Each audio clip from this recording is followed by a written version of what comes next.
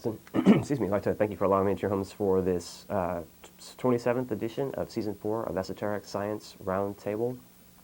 And the first thing that I want to quickly note is to make an announcement of the metaphysical and philosophical meeting that is going to be held next Wednesday, which is the meeting that we here at Esoteric Science Roundtable and the fine folks over at Therefore I Am, Christy Course and crew, co-host each and every third Wednesday of the month.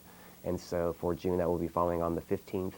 And we encourage anyone that's interested to please come join us upstairs at Opal Divines. We meet at 8 p.m. until whenever people are of a mind to leave, and we discuss what we discuss on our respective shows, or really anything that you're interested in. You're more than welcome to check this out. It's very casual, very relaxed, and very free. So anyone that's interested, please mark your calendar. June 15th is, again, the metaphysical philosophical meeting that we have, that we co-host. And it's probably going to do it for announcements, so I want to go ahead and start getting into the show itself and start discussing the topic at hand. Excuse me. Today's show is called Germination, and so I want to come from an esoteric understanding or angle with fleshing out some ideas about that particular word. But the general definition of the term germination refers to the very first beginnings of life, either in a plant or an animal, the very first form that begins to be generated as that budding or coming forth or growing or emerging process starts to take place. That point is called germination. And so that idea for us certainly can apply to a lot of things. And we can understand the idea of germination just by looking around in nature and considering, for instance, trees and flowers and things of that nature. And we can consider that just from a regular perspective, that there's a lot of work that goes into the germination process for a flower, for instance, and that there are a lot of other bugs, and there's a lot of work that goes into the whole process, and the bees that are involved with the pollen and carrying the pollen and things of that nature certainly would be one consideration. But that there's a cooperative group effort, an energetic working out through nature to allow for this cooperation to take place and this symbiotic relationship in which the birds and the bees and the flowers and all these things are able to help each other coexist. And so this is an example for us, to begin with, to consider from nature. Excuse me. And so the idea that there is certainly some energy involved in this coming forward, in this budding and this blossoming forth from this inception point, that there in an esoteric sense, from that perspective, there has to be an inner causative starting point for germination.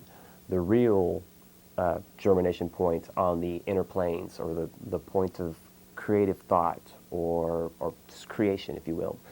Excuse me. In that, from that point, for the basic concept of a flower had to be thought up or initiated at some level at some point in time. And we can consider this an aspect or a component of the mind of God, just like we can think of anything in creation. And conversely, or not conversely, but just as well, trace it back to its causative or originating points. And the energetic idea that was the first starting point, again, the germination point, at the thought level or the level of mind that allowed for that idea to ultimately become something that could germinate and become something active on the physical plane. And so this idea that there is a template or a blueprint or something, some idea, some inception point that allows for this to unfold itself, to blossom out and to, again, find expression ultimately on the physical plane. And so by virtue of that, it would stand to reason that there are also there's some sort of energetic assistance at the causative level as well to help carry forth the pattern or the plan or the idea for something, again, into some fuller manifestation. And so this is indeed the case, and there are those energies at different levels of on the evolutionary ladder that are going to, in their own way, help with the creative process. some being more cognizant of the process than others. If we consider the angelic realms, certainly they are more cognizant of the work they're doing.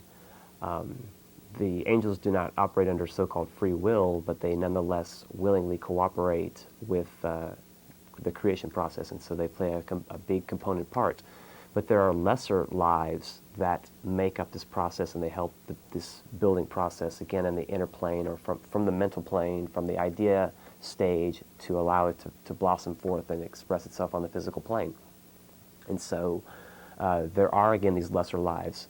And ideas from folk tales and fairy tales of the past that speak of fairies and sprites and brownies and pixies and gnomes and all of these various little, again, elementals would be a collective general term that you could use to categorize these again, lesser lives that are mostly involved in the building process. Now, there is also these same elementals can also be employed for a destructive work as well.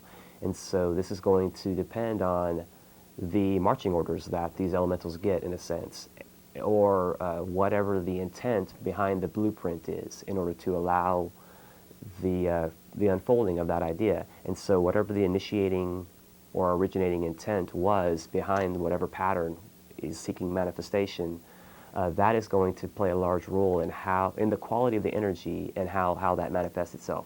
And so if there is, again, a very materialistic idea or a very selfish idea behind the creation, then that will reflect itself in the building process.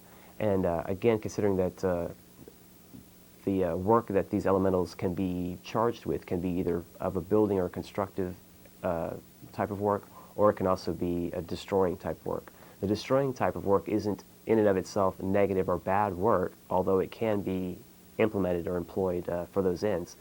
For the most part, this is part of the process of the building and destroying. If we get back to the idea of the flower again, just like with anything, it is expressed through a form. It finds its fullest point of expression on the physical plane, and then it starts to recede, and go back to where it came originally. And so the whole idea of ashes to ashes and dust to dust. And so this whole ebb and flow is part of the whole life process. And so we see things cycling in and out, coming into form and passing out of the form. The energy underlying the form that continues to, again, seek expression through varying forms as it seeks to evolve itself and seeks to become more aware and more inclusive. And so, again, different forms have to be constructed to be right and proper for the capacity of the energy. And so whatever one's level of consciousness and awareness, one would find oneself in the vessel or in the form that's right and adequate and proper to allow that expression of energy to take place. And so further evolution can continue to do its work, and that process, again, is an ongoing effort. And this whole evolutionary effort from the level of mineral, plant, animal, man, and above that continues to find its expression on this planet. And there are opportunities more so as we move into the future for more of a cooperative endeavor between these various kingdoms. And I think we will see that very much so evidence itself in, let's say, the next 10 to 20 years as various things do unfold themselves within the consciousness of the planet, and also by virtue of some of the energetic playings that are going on right now. Some of the energy that's having its effect on the Earth right now, and in particular the so-called Aquarian energy that is helping to blend other energies, help to synthesize, and help to invigorate a spirit of cooperation. So, excuse me. So again, the idea that there is, in relation to the idea of just a plant or a flower blossoming forward, that there is the plan for the flower at some level. It had to be thought of or originated at some level before it could become a physical thing that we could actually see and have before us. So this idea also ties into a larger scale in that for the globe itself, there is also this coming forth into manifestation, and there is also a plan that exists that has many different components that reflect through our humanity and through, again, the various kingdoms in nature. And so the flower coming forward is one small component or one small expression of a much greater working out. And if we really take the time to think about all of the different species and varieties of plants and animals and all the varieties and diversity among our humanity on the planet, to think of that as purely random, to me, I just don't see how a thinking person could really come to that conclusion. After, whether coming from a philosophical angle or a scientific angle or a religious angle or whatever the case may be, it seems though at some point that there has to be some synthesis of thought, that there has to be some underlying plan behind all this, that these things cannot just be randomly so symbiotic and so well fit together, and the way that things are so intricately a part of one another and so interconnected just on our planet, let alone within the much greater expanse of the universe. So this again, looking at nature and using it as an analogy for a greater working out, this is where a lot of our previous philosophers and people that were considered magicians or occultists or whatever term you want to choose to use for them, use this line of reasoning and deduction to come across some great discoveries. And so this again, I think, lends itself to the idea that the way in which things are woven together on this planet and elsewhere really do lead or lend to the concept that there must be some creator or some intelligence or some architect underlying all this. And I do think that is without question the case. And this is how, again, these things are demonstrated to us. And so there is also a way in which men, self-conscious men, can become aware of this plan for the working out of our planet. And the idea that we can make our wills one with the Father. This is certainly not something that we can snap our fingers and accomplish, but we can start to, as we set our wills and align ourselves towards this mode of thinking, this manner of thinking, in this line of questioning, that we can bring ourselves into some alignment with this will or this working out of this plan for the evolution of our planet. Granted, with our finite human minds, we can only perceive or tap into the will aspect of the planet to only a certain degree. Traditionally, the will nature of the planet steps itself down, and it works through Christ and the Church Invisible, and they in turn are the mediators of this energy, and they will put it in a proper mode that it would be usable for our humanity. And this has changed somewhat within more recent times. Far back into antiquity, we had seen the will find its way into our with a direct contact with humanity when we became self-conscious or individualized humanity. And then during the Atlantean days, when there was a great cataclysm and there was a war between the so-called white magicians and black magicians, that there was also a coming forth of this will aspect directly to humanity. And then more recently in 1975, and then again more recently in 2000, and that energetic merging of the will nature, excuse me, in 2000 has its direct correlation with the 9/11 events. And that energetic causative underlying merging did unleash that event at certainly many levels. And that's one consideration to factor in as well, that again, this underlying energy and this plan manifests itself at many different varying levels. And once humankind can become cognizant at some level and a willing participant at some level with that plan, and seek on a daily basis to express some aspect of that plan as best as they're able to interpret it, then we can see some progressions on the planet that will allow for germination of a different type, in which there will be cooperation among the sons of men, cooperation among various nations, and a real sense of synthesis wherein which sovereignty and individual identity won't be swallowed up, but there will be systems in place that will be a lot more fair for greater numbers of people. And so I think this will definitely reflect itself as, again, these further germinations flesh themselves out. There is the idea also that anything in manifestation is of God.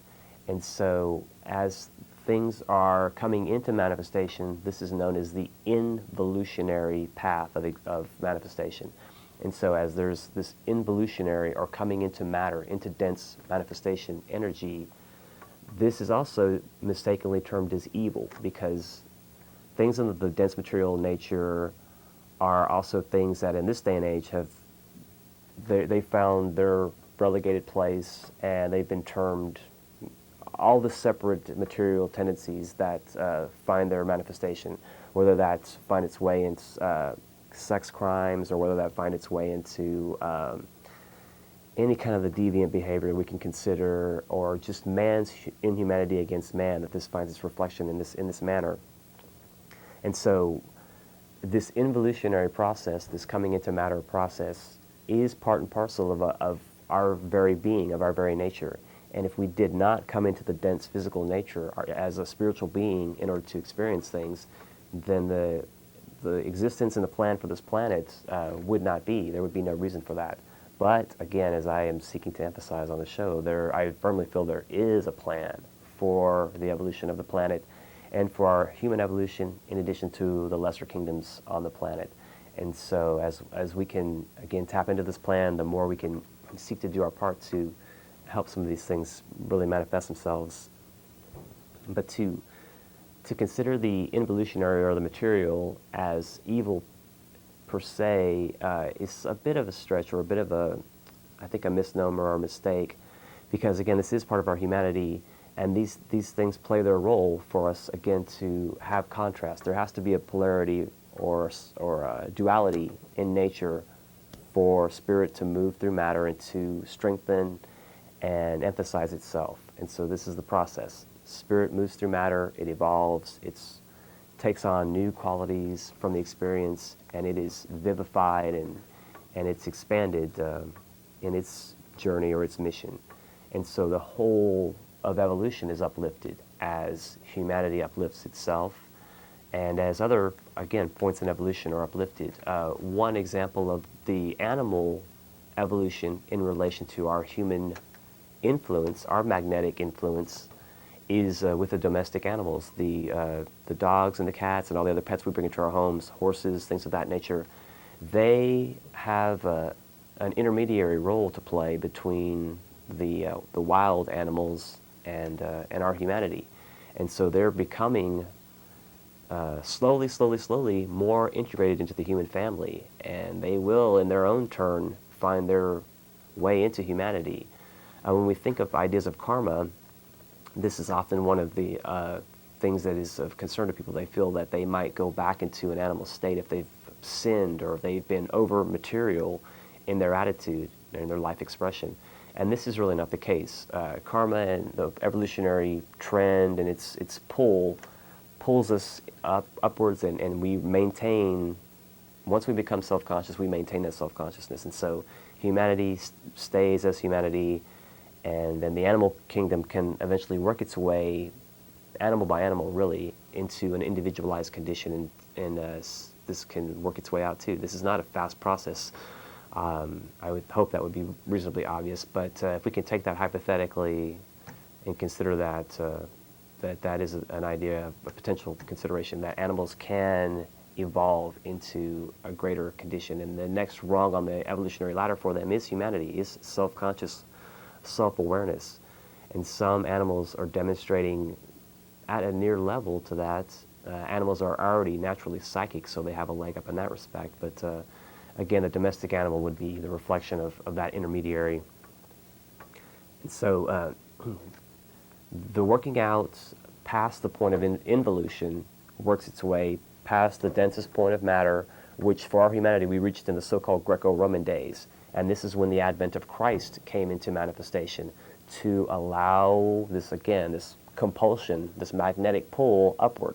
If I be lifted up, will draw all men unto me. And this is part of this coming into dense physical matter and manifestation by Christ, so that literally men would be lifted up, and spiritually men would be lifted up, and in all manner men would be lifted up by virtue of that, the advent of that working out on the physical plane. Excuse me. And so that was the high culmination of our beginning to evolve and pass from involution into the upward ascending arc of evolution, and on demonstrating a definite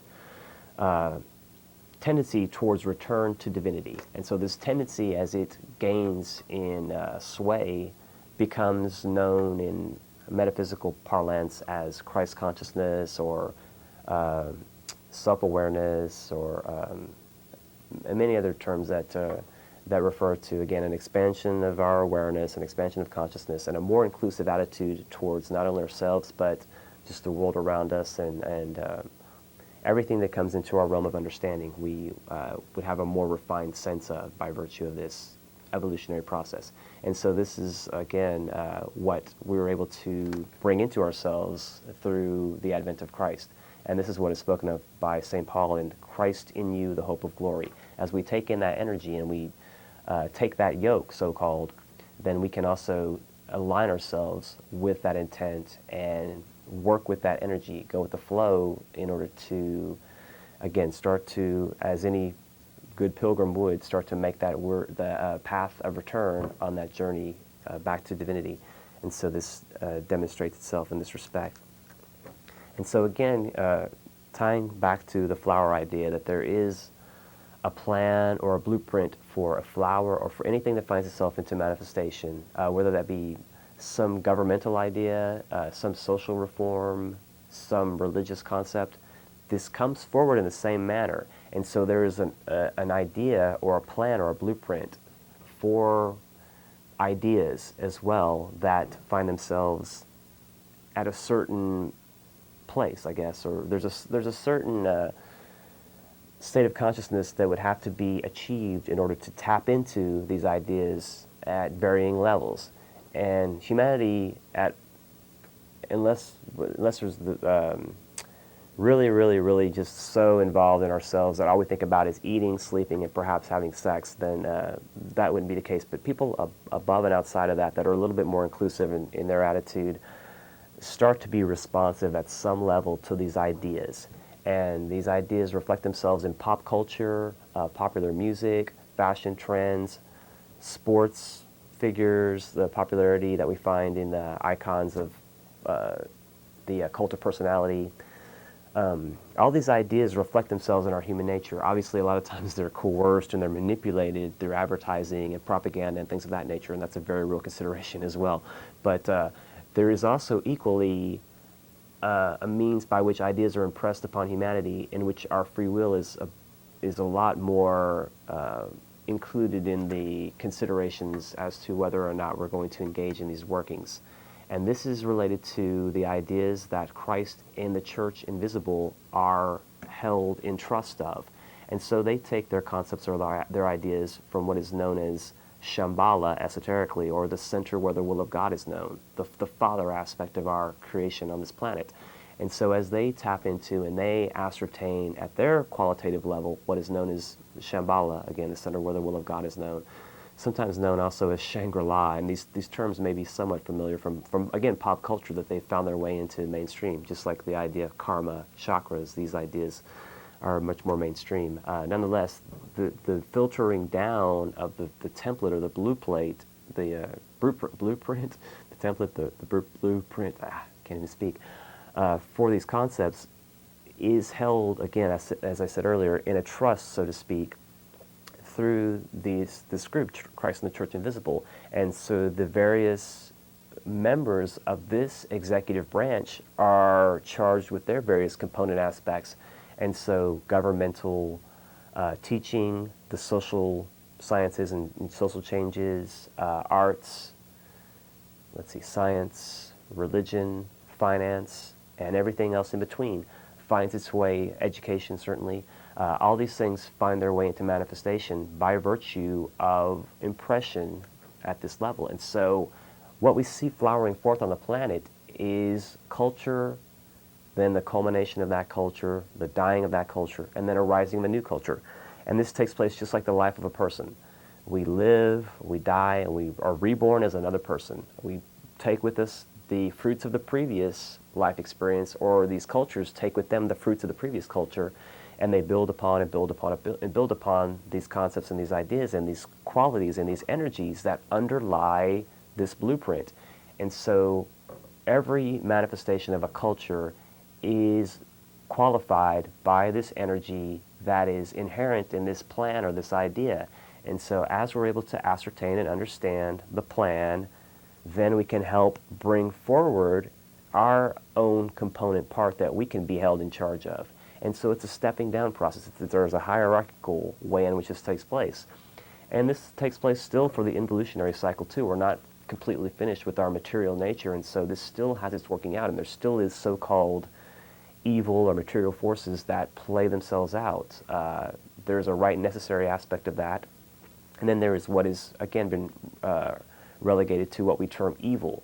And that is an excess of the material nature, and that is also tied up in karma and the leftover material debts that we've incurred in previous existence. And so we have that tied to us like a albatross around our neck, and we have to pay that off ultimately. And then we have to still wade through the material nature. So the involutionary, evolutionary flux and flow still pans itself out and plays out. Also within the culture, we have the energetic playing out of these cultures. Again, the rise and decline of civilization and the cultures that characterize those civilizations as they manifest and decline. This is analogous also to the breath. As the breath does its thing, it's the expression from the causative point, from that point of origin, comes forth the expression of the breath, and then it does its expanding outward work, and then there's the indrawing of the breath, and then everything is retracted, it's drawn back in. And so this finds expression in this analogy as well with the culture and civilization, that as the destruction or the end point of one culture is finished or has found its zenith point, then at that point, and then again, that's a little bit misleading as well, because there's always overlapping. There's never real one sharp division point where this culture has ended at this year, and then this one begins at this year. There's, again, always overlapping. And this is, again, drawing it back to all areas of human endeavor. There is never, one point where one scientific discovery evenly meets the next, and there's some logical linear pattern to these things. Everything overlaps and merges and interconnects with itself. Again, getting back to the first idea, there is a grand architect underlying all these things, and there is an energetic moving out that we can understand and work out at some level. And so this idea that there is an energy that plays out through these movings and shakings. And so the quality of energy, or the title for the energy that is the destructive energy of the civilization or the culture, would be known as first ray, will or power. This destroys. Then the second ray of love or wisdom allows the reconstruction, the salvaging of what is still good and proper for the new inclination or new impulse. And again, the salvaging, cooperation, construction, and the building of the upcoming new civilization. So the impression of the new blueprints is held in the trust of the second ray builders in that respect, and that they are they're seeking to express, again, the constructive, the rebuilding, and start to get the qualities aligned and have the qualities meet adequate forms. And that is their job, that is their task, to allow the qualities to meet with the proper and right forms. And so as these forms manifest themselves and become active, then we have the third ray, active intelligence. And then we have the qualities of the new culture emerging. It's like a building. Once the building has been built, it still has to take on its use. It has to become a pizza parlor, for instance, and then all of the people that work there and all of the customers and all of the people that interact with that business make its living, vibrant component. They make it really what it is. Otherwise, it would just be a shell of a building, and it could be anything. It could the next day be some real estate company. So depending. this idea that things are qualified. Once they're built and constructed, then they're qualified with energies that give them their inherent qualities, traits, and make them what they're identifiable by. And so, in the physical vehicle, obviously hair color and skin complexion and da da da. But nonetheless, in emerging cultures, this definitely has its expression. And there's also another esoteric component that I want to tie to the idea of these first rays, or these first 3 rays in the 7 rays in manifestation, and another correlation that ties to each one, and that is with the first ray, this is sacrifice. The spiritual component, our spiritual nature and what is truly the essence of God, had to ultimately sacrifice itself in order to come into matter and to manifest and to go through this dance and to weigh itself down and to have to, again, go through this trial and tribulation of the dense physical plane. And so as it's working its way through this process, this evolutionary process, it is sacrificing itself to this evolutionary trend, and ultimately sacrificing itself to an aspect of its own will. Its own will is to evolve, and so it willingly sacrifices itself, and we are a component of that sacrifice.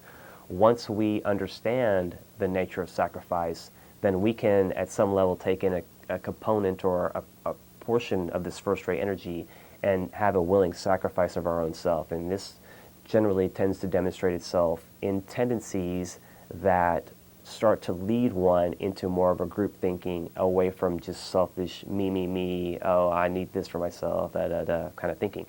It allows a more expansive approach and a more inclusive attitude.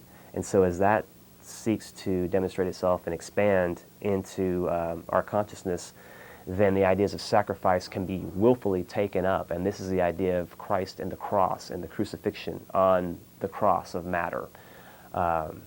Spirit is crucified or sacrificed through matter or on matter.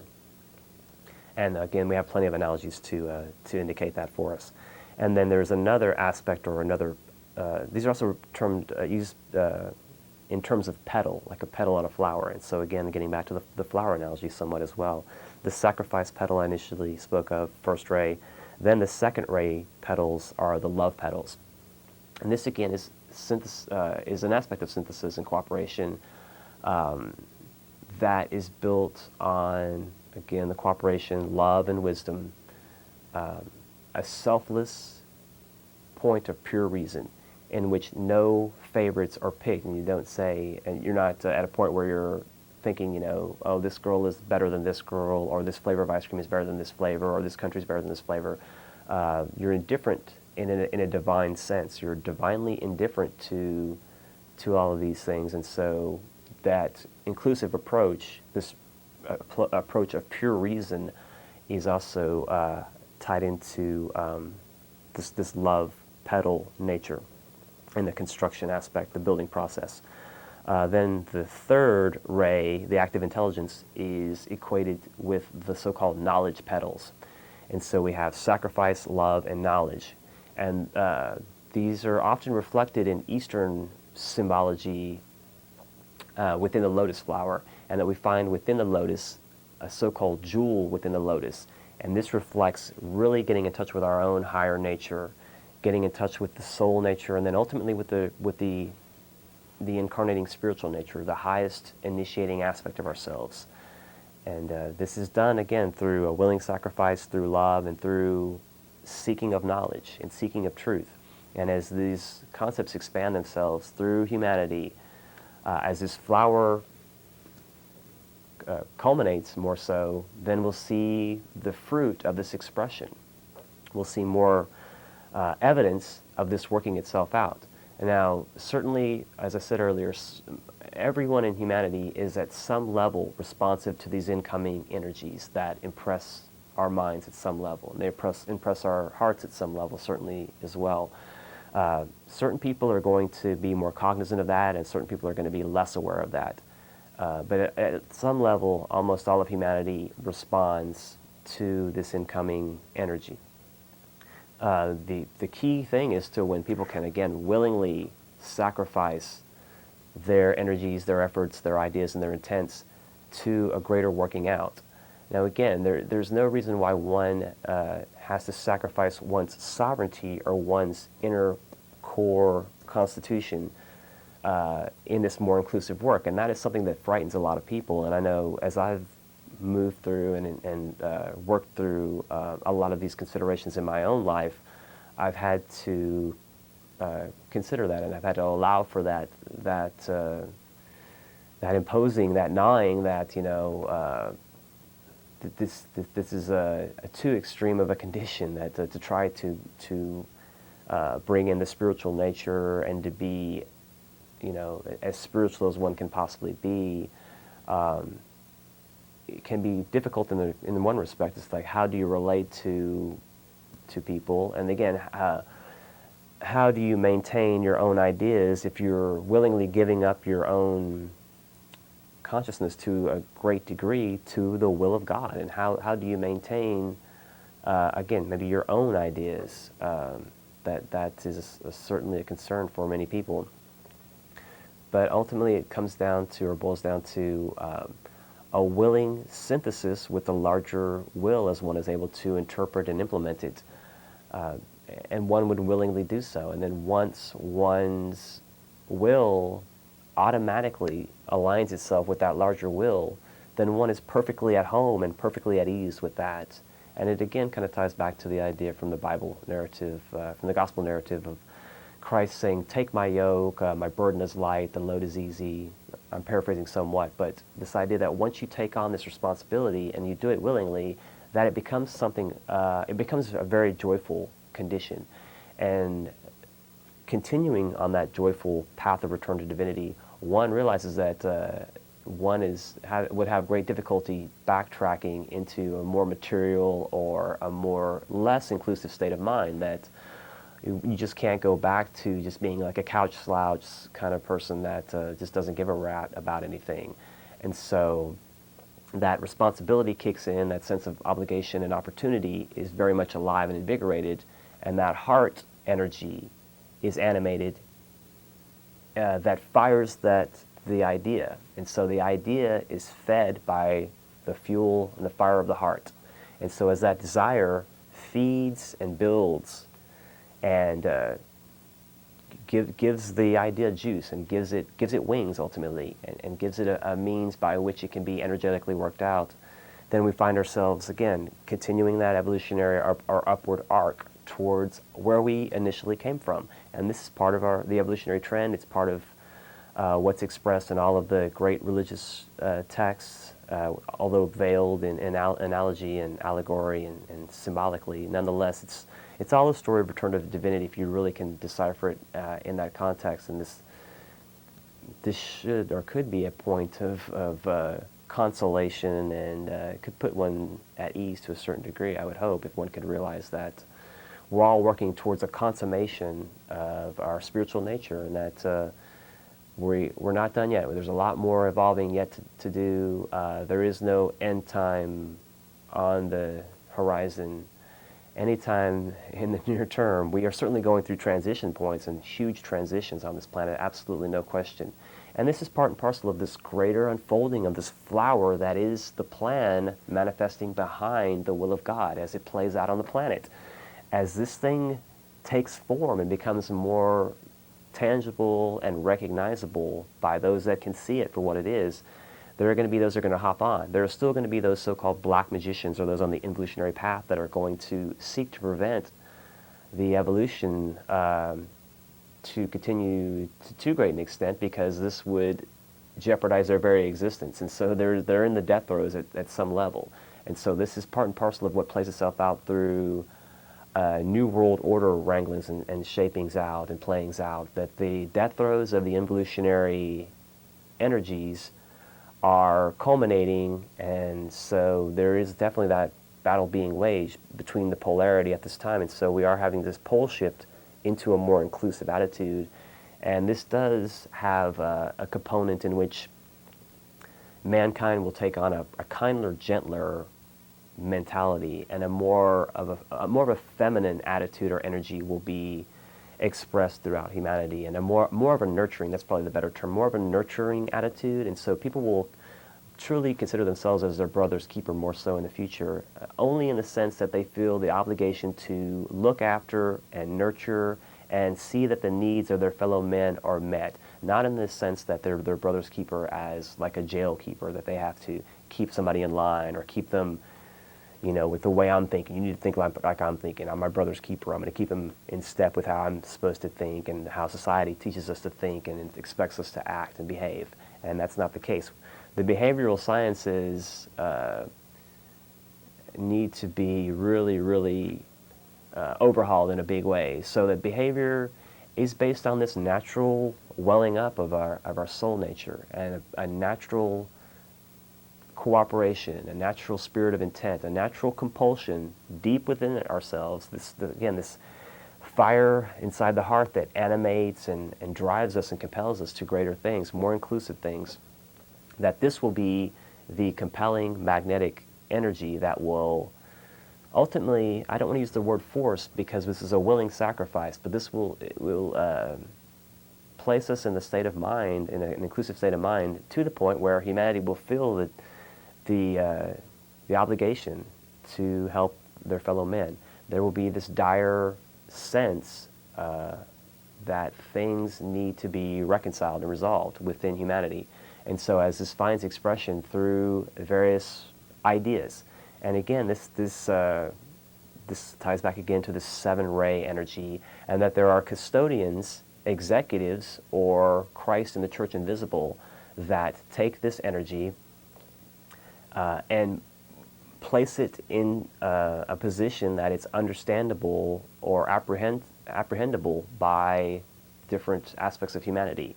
And so the scientist is going to get an idea. He's going to get the eureka flash for some new invention, perhaps some new medical breakthrough, new mode of transportation, new way of using energy, a new social reform, a new ideas in finance and things like this. These have to find their way into human expression, and so this plan at the greater scale is seeking to implement itself, and different components of humanity pick up on these ideas and tap into them. And that's where you also get the secret society so-called mentality, that there are those at various levels that are working behind the scenes to seek to implement certain aspects of this energy and work through onto the physical plane. These ideas are seeking to implement.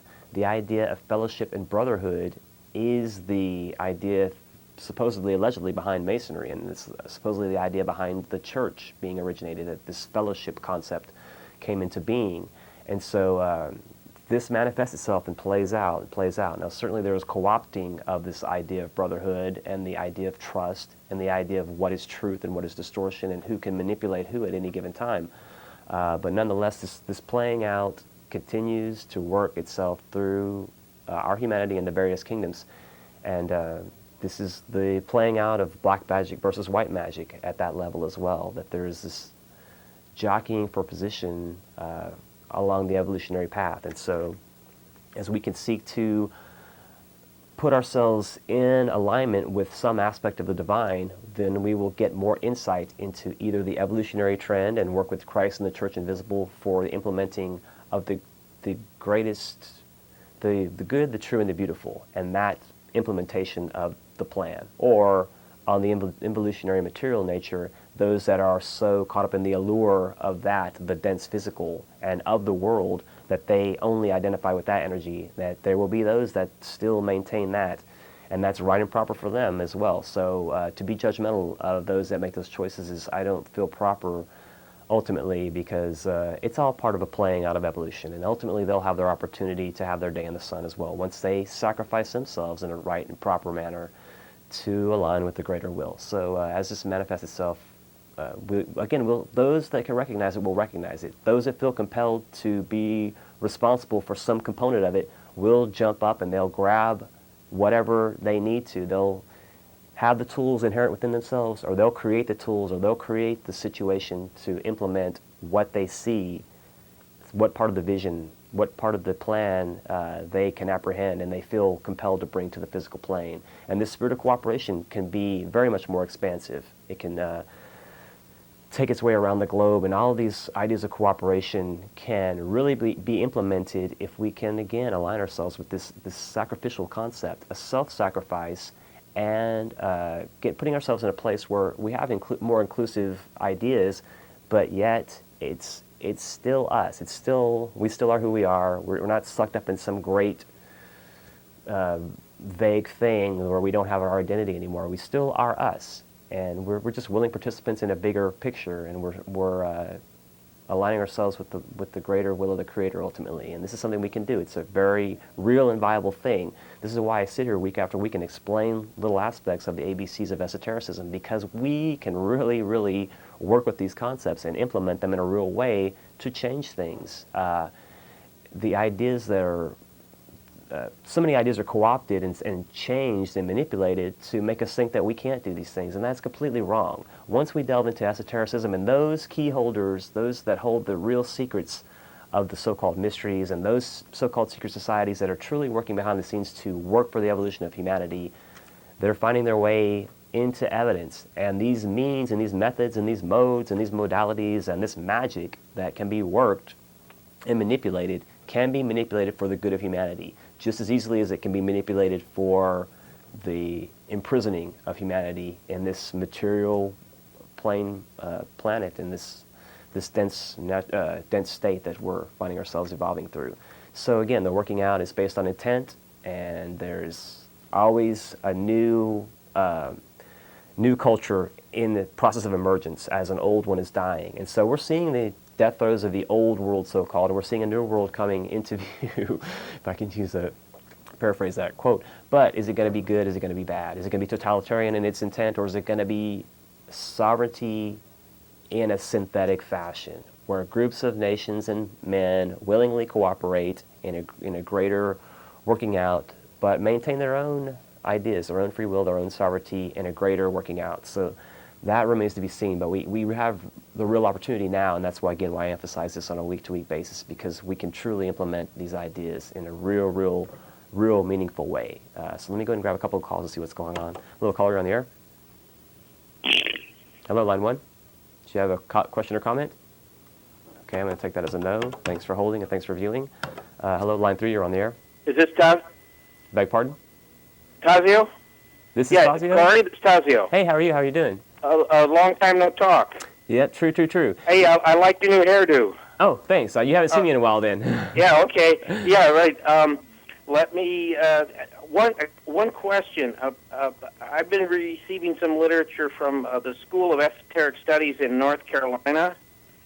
How is that relationship? I remember a program you had about a month ago, esoteric school that you've been involved in New York.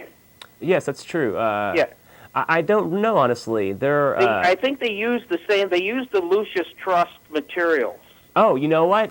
Actually, I do. I am familiar with that organization. There was a point in time when, the founder of the school that I am a part of currently still, actually, Alice A. Bailey, she died, and her husband, Foster Bailey, he married a woman named Mary Bailey, and some of the people in the Lucis Trust organization weren't too keen on that for whatever reason, and so they did break off and have their own branch, and that is the one. I wasn't aware of the name. I'd forgotten that, but yes, that is indeed a branch, a sister group, if you will, of the organization that I'm involved with, yes. Yeah, okay, but I really like I've been reading a lot of the Lucis Trust materials. It's good stuff. I think a lot of people are scared of it, but once you really read it, you can see examples, like for instance, where it says, in a synthetic world situation, there doesn't have to be one world government, even though there is the term New World Order that's used in those books, and that also scares people.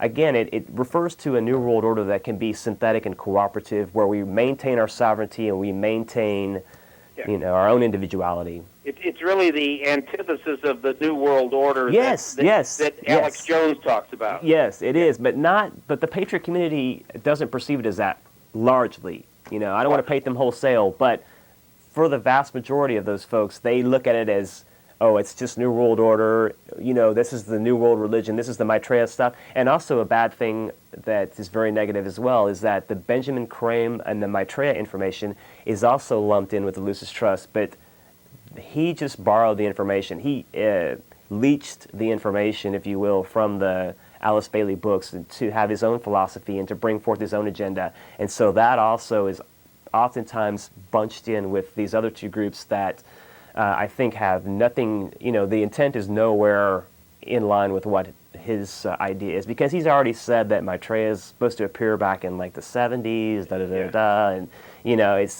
he tends to be more misleading in my humble estimation, and I'd rather not have people affiliating him and his Maitreya ideas with Lucis Trust, which I, obviously being affiliated with, feel is a good institution. But the good news is more and more people are waking up every day. Amen to that. There's no doubt. And 2012 is still a very good date. I agree completely. Yeah. And that's all. I just, keep up the good work and Semper Fi. All right. Hey, Tazio, if you have a chance to make it to the metaphysical meeting, by all means. Well, I went to one 2 or 3 months ago, and I stayed there till about 9, and nobody, If it was March, that might have been when South by Southwest was going on. That's the only month we would not have held it. Otherwise, we should have been there. Well, no, it was before that. Anyhow, I'll give it another whirl. Yeah, if you have an opportunity. Okay, good. We'll talk soon. Okay, wonderful. All right, take care. Bye-bye. Very good call. I really appreciate that. Yeah, again, the Lucis Trust organization has been branded a lot of things, and it's popularly known as Lucifer's Trust, although there never was a Lucifer Trust, and there not is currently, and if there is one, it's not going to be part of the Lucis Trust. I can pretty much assure that, especially as far as me being affiliated with it. So if I have any say in the matter, then that will definitely not be the case. And if people really were to read the books and not just read the little paraphrases and read them in their entirety, especially a book called Externalization of the Hierarchy, they would, I think, gain a tremendous amount of insight into, again, these ideas I'm talking about, the plan for the working out of human evolution and how culture rises and subsides and how we can play our part in that role.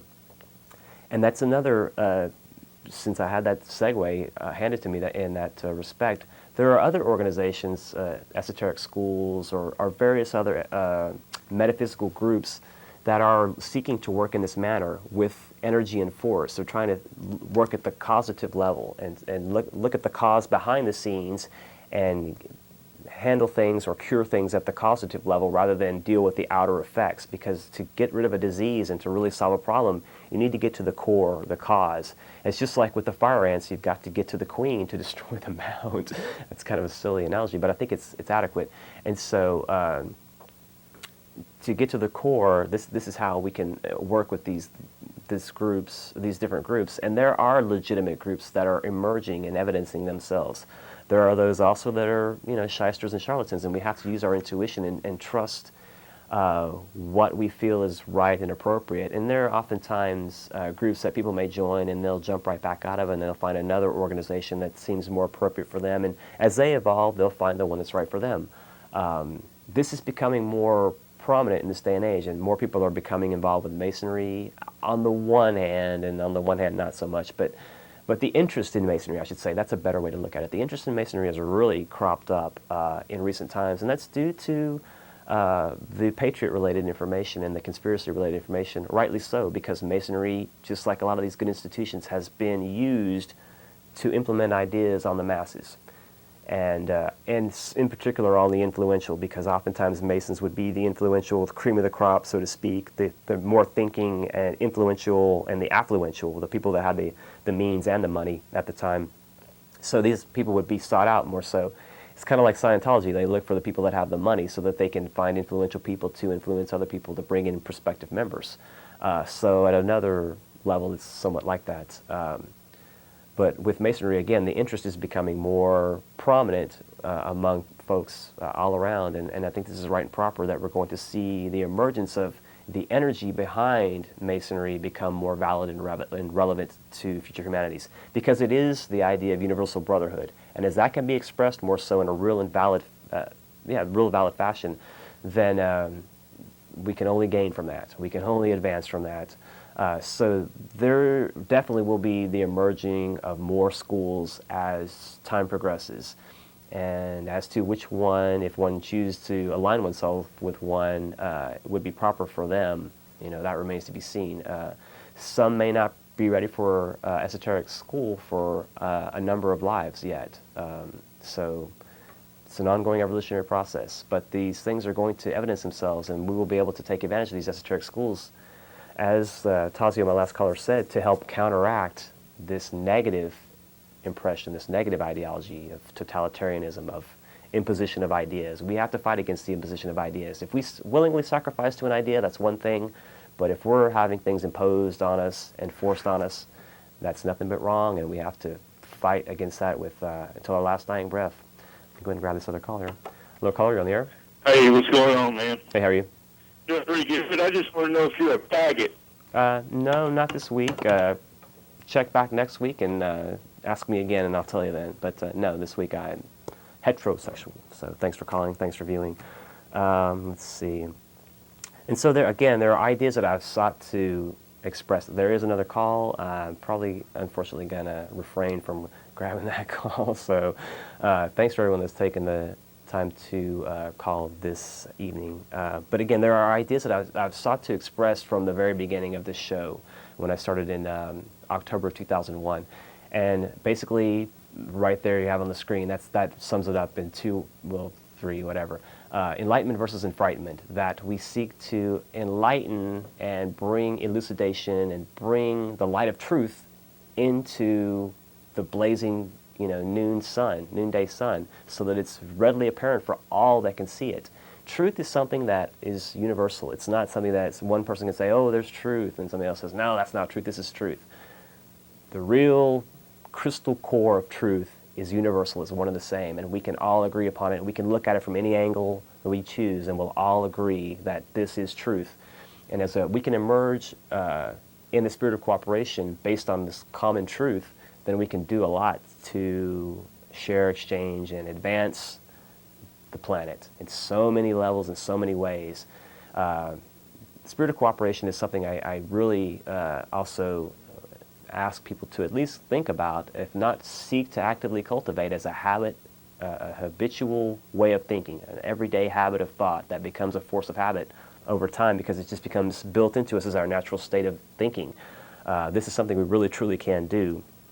So as we form our patterns, thought patterns, in line with a larger thought pattern, then we can do a whole heck of a lot to not only help ourselves, but help humanity. And then this sense of joy can be instilled throughout humanity. Happiness is one thing. Happiness is more of the material or personality nature. Joy is something that's of the soul, and it's something that just elates and uplifts our entire being past the point of words. And so if we can truly cultivate this cooperation ultimately into a state of joy, much can be accomplished, and this will be a good thing. So I want to thank my producer, Chris, for commanding the helm of the Starship Esoterica. I want to remind folks that we are here every Thursday, 8 p.m., Channel 11. I want to remind folks that we definitely have the Metaphysical Philosophical meeting this upcoming next Wednesday at Opal Divines, which falls on the 15th, 8 p.m. till whenever. We always meet upstairs, absolutely free, very relaxed, very casual. Want to, again, thank the viewing audience, thank all the people that have called, and take care. Have a nice evening, Austin. We'll see you. Bye.